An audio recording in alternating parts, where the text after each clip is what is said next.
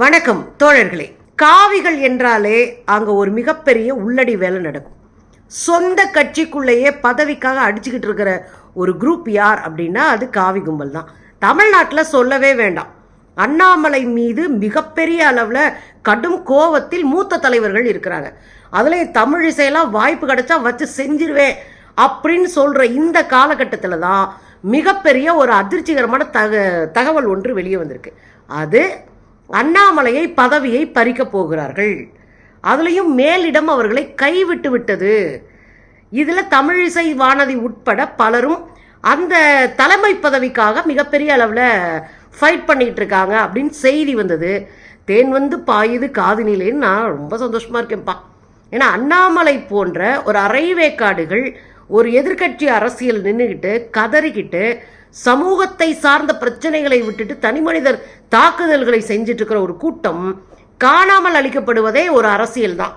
அந்த வகையில் அண்ணாமலை காணாமல் போகிறது எனக்கெல்லாம் சந்தோஷமப்பா.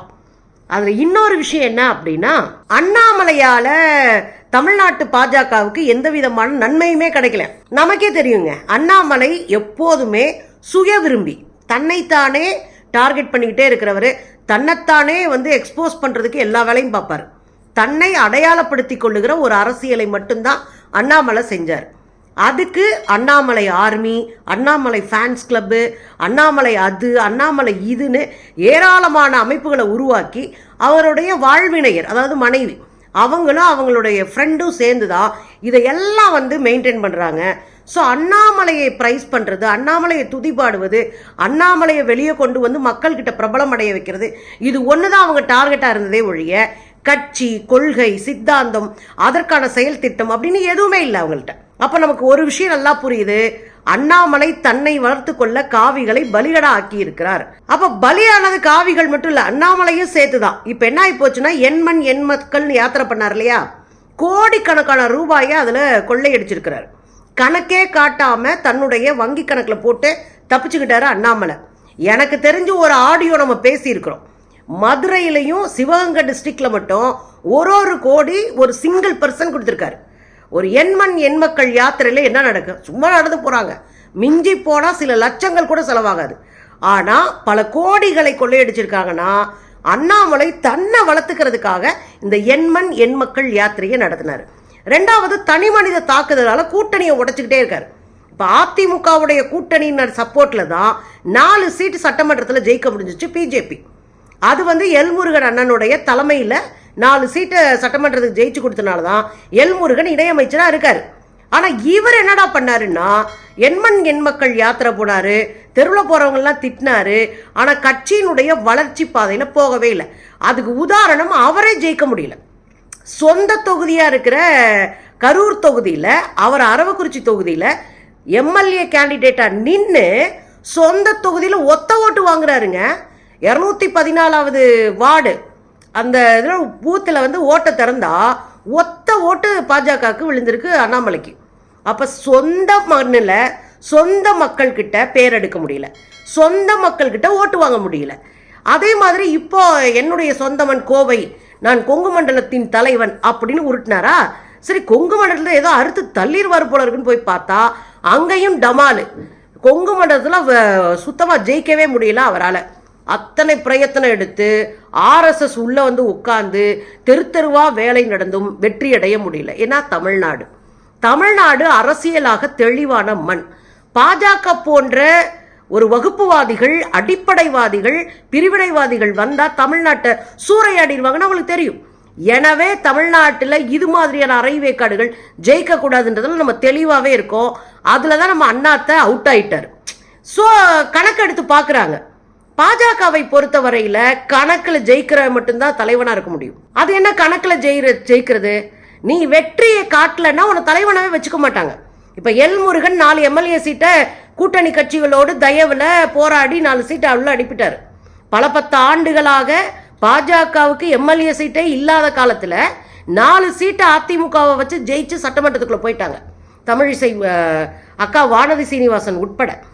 அந்த விஷயம் இன்னைக்கு நடக்கல. இவருடைய பேச்சு தான் கூட்டணியை உடைச்சிருக்கு. இவர் பேச்சு தான் அதிமுகவுக்கு கோபத்தை உண்டாக்கி இருக்கிறது.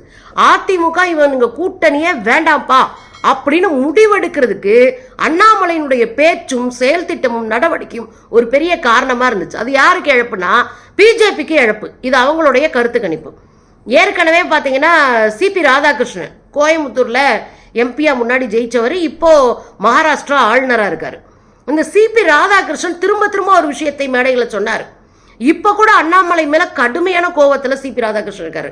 அதுக்கு ஒரே காரணம், நாம இங்க வலுவா இல்லை, நாம கூட்டணியோடு சேர்ந்து தான் நம்ம வலுவா நிக்க முடியும்.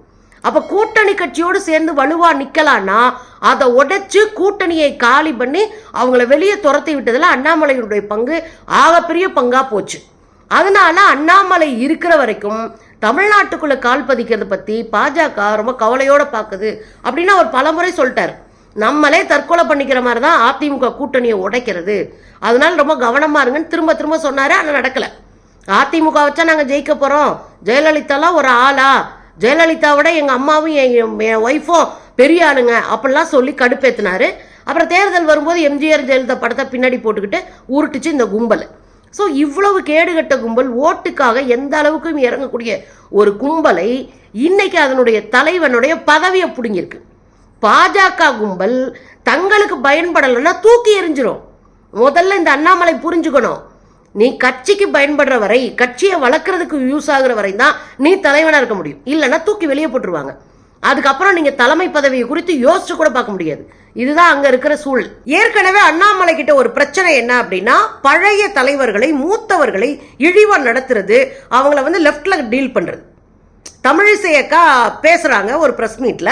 அவங்க என்ன சொல்றாங்க, தவறான நபர்களை கட்சியில சேர்க்கக்கூடாது, அது ஒரு கிரைட்டீரியா நம்ம வச்சுக்கணும், தப்பான ஆட்கள் சேர்த்தா கட்சியுடைய பேர் கட்டு போகும். ஆனா இந்த காலகட்டத்தில் பிஜேபி அந்த மாதிரியான பலரையும் கட்சிக்குள்ள சேர்த்திருக்கிறாங்க, இது மோசமான பின்விளைவுகளை உருவாக்கும்ன்றாங்க. அவங்க ஒரு எக்ஸ்பீரியன்ஸா இருந்தாங்க, தமிழ்நாட்டினுடைய தலைவராக இருந்தவங்க தமிழிசை, 2 மாநிலத்தினுடைய ஆளுநராக இருந்தவங்க தமிழிசை. ஆனா அப்படி இருக்கிற தமிழிசை இத சொன்ன உடனே அண்ணாமலை ஒரு ஆர்டர் போறாரு, இனி யாரும் பிரஸ் மீட் பண்ணக்கூடாது, பிரஸ்ஸை சந்திக்க கூடாது, பிரஸ்ஸுகிட்ட வந்து பேசக்கூடாது, அது குறிப்பா ஏர்போர்ட்ல பேசக்கூடாது அப்படின்னு ஒரு அடி அடிச்சார். ஆனா அவர் மட்டும் பேசிட்டே இருந்தார். இது மிகப்பெரிய ஒரு கோபத்தை மூத்த தலைவர்களுக்கு உண்டாச்சு. பொன் ராதாகிருஷ்ணன் அவரெல்லாம் எங்க இருக்காருன்னே தெரியல. எச் ராஜா அவர் தேசிய செயலாளராக இருந்தாரு, பதவியை பிடிங்கிட்டாங்க. இங்க கேரளாவினுடைய பொறுப்பாளராக இருந்தாரு, அந்த பதவியும் பிடிக்கிட்டாங்க. அப்ப எச் ராஜாவையும் அடையாளமற்றவராக தூக்கி ஓரமா போட்டாங்க. பொன்னாரு காலி. வானதி சீனிவாசன் கடுங்கோவத்துல இருக்கிறாங்க. ஒரு முறையெல்லாம் நெத்திக்கு நேரம் வானதிக்கும் இவருக்கும் சண்டையே நடந்தது. என்ன நெத்திக்கு நேரம் சண்டை நடந்துச்சு, ரொம்ப தெளிவா வானதி சொல்லிட்டாங்க, நீங்க தலைவரா இருந்தா எந்த இடத்துல எதை பேசணும் முடிவு பண்ணுங்க, இந்த மாவட்ட தலைவர்களுடைய கூட்டத்துல இதை பேசக்கூடாது, நான் ரிசைன் பண்ணிடுவேன், அதிமுக கூட கூட்டணி வச்சா நான் இருக்க மாட்டேன், தூக்கி எரிஞ்சிட்டு போயிட்டே இருப்பேன்னு இங்க பேசாதீங்க, நெத்திக்கு நேராவே சண்டை. அப்ப இது ஒரு பக்கம், தமிழிசையக்கா கூட ஒரு பக்கம் சண்டை, பொன்னார் கூட சண்டை. ஹெச் ராஜா அவர்களை முத்துராமலிங்கனாருடைய நினைவிடத்துல அவர் நொட்டாங்கையில தட்டி ஓடு அப்படின்னு பத்தி விட்ட வீடியோ வந்து பெரிய பரபரப்பை ஏற்படுச்சு. அப்ப கட்சிக்குள்ள இருக்கக்கூடியவங்களை காலி செய்வது, வீடியோ வச்சு ஆடியோ வச்சு அவங்கள அப்புறம் காலி பண்றது அப்படின்றது இவருடைய வேலையா இருக்கு அப்படின்றதே தொடர்ந்து பேசப்படுகிற பொருளா இருக்கு. அதனால இவங்க எல்லாரும் கோவத்துல இருக்கிறாங்க. போன ஜூன்ல இருந்து இவருடைய பதவி காலம் முடிஞ்சிச்சு, 3 வருஷம். இந்த பதவி காலம் முடிஞ்ச பிறகு புதிய தலைவரை தேர்ந்தெடுப்பதற்கான பேச்சுவார்த்தையை கமலாலயத்தில் உட்கார்ந்து பேசுறாங்க.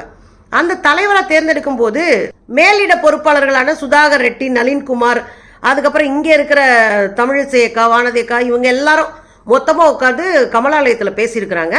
கமலாலயத்தில் பேசுகிற போது கமலாலயத்துக்குள்ள வந்த பாஜகவில் அண்ணாமலைக்கு சப்போர்ட்டா இருக்கிற சிலரும் தொடர்ந்து அண்ணாமலை தான் வந்து தலைவராக இருக்கணும், அப்பதான் தமிழ்நாட்டில் வலுவா இருக்க முடியும் அப்படி இப்படி உருட்டினோடனே இந்த மேலிட பொறுப்பாளர் சுதாகர் ரெட்டி இருக்கார் இல்லையா, அவர் கடுப்பாயிட்டாராம்.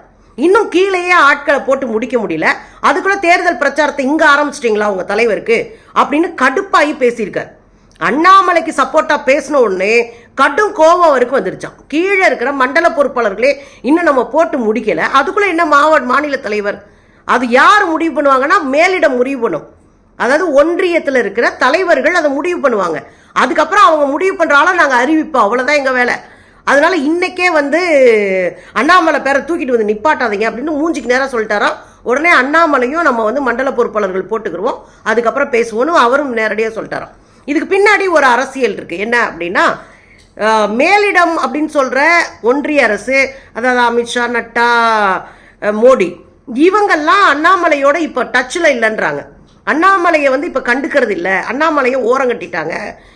3வது முறையாக மோடி பதவி பொறுப்புக்கு வந்த பிறகு இவர் போய் பார்க்கவே இல்லை. காரணம், மோடி இவர் மேலே கோபத்தில் இருக்காரு அப்படின்னு ஒரு விஷயத்த வைக்கிறாங்க.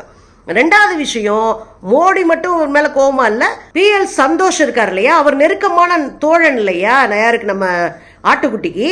அப்போ ஆட்டுக்குட்டிக்கு நெருக்கமான தோழனா இருக்கிற PL சந்தோஷம் இப்போ அவர் கூட நெருக்கமா இல்லை என்று பேசப்படுது. அப்போ அவருக்கு நெருக்கமாக இருந்தால் அவருக்கு பதவி வாங்கி கொடுத்த PL சந்தோஷ் இவங்க யாருமே இப்போ அவர் கூட இல்லை. ஒன்றிய அரசோடய அவர் நெருக்கமாக இல்லை. அதுலேயும் 6 மாதம் லண்டனுக்கு போய் படிக்க போயிட்டாரு. ஸோ இந்த சூழல் எல்லாம் அவருக்கு எதிராக இருக்கிறது. அப்புறம் களத்தில் சொந்த மாநிலத்தில் மூத்த தலைவர்களோடு அவருக்கு இருக்கிற முரண்பாடு, மூத்த தலைவர்களை அவர் வந்து நடத்தின விதம், இவை எல்லாமே சேர்ந்துதான் அண்ணாமலைக்கு ஒரு பெரிய ஆப்பாயிருச்சு.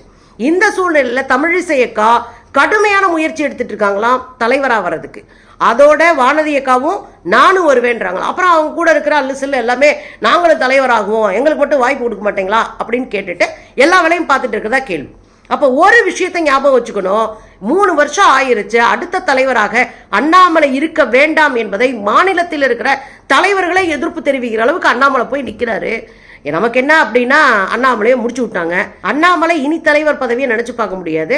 அதோட மேலிடமும் கை விட்டுருச்சு, கூட இருக்கிறவங்களுடைய சூழ்ச்சி, இதெல்லாம் வச்சு பார்க்கும்போது பரிதாபமான இடத்துல அண்ணாமலை இருக்காரு. ஆழ்ந்த அனுதாபங்கள் மிஸ்டர் அண்ணாமலை. வேற என்ன பண்றது, ஆடின ஆட்டத்துக்கு இப்போ உங்களுக்கு சரியான பரிசு.